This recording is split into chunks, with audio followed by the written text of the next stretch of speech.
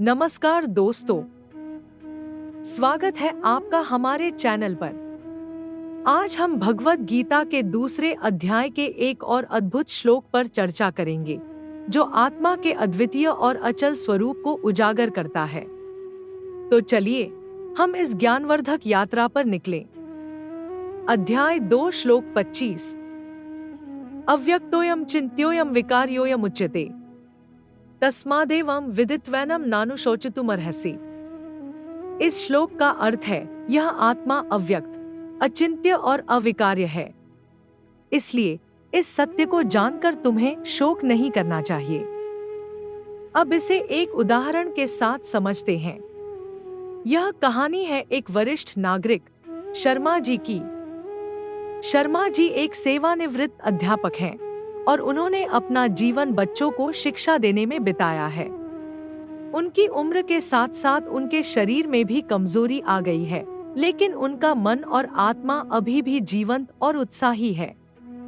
एक दिन शर्मा जी के एक पुराने विद्यार्थी उनसे मिलने आए।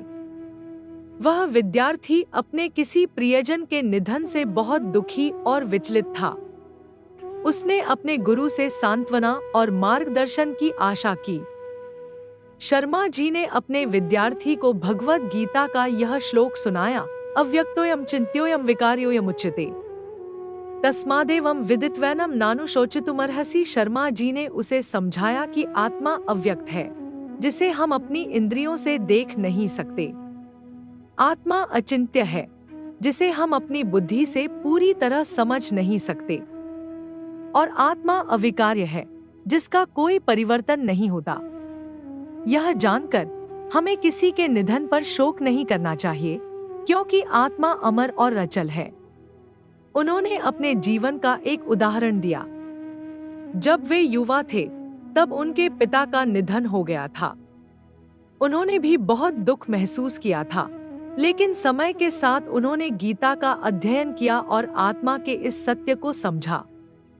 इससे उन्हें अपने पिता की आत्मा की अमरता का बोध हुआ और शांति मिली। इस प्रकार शर्मा जी ने अपने विद्यार्थी को समझाया कि आत्मा के इस शाश्वत और अचल स्वरूप को समझकर हमें शोक से उबरना चाहिए और जीवन के सकारात्मक पहलुओं पर ध्यान देना चाहिए।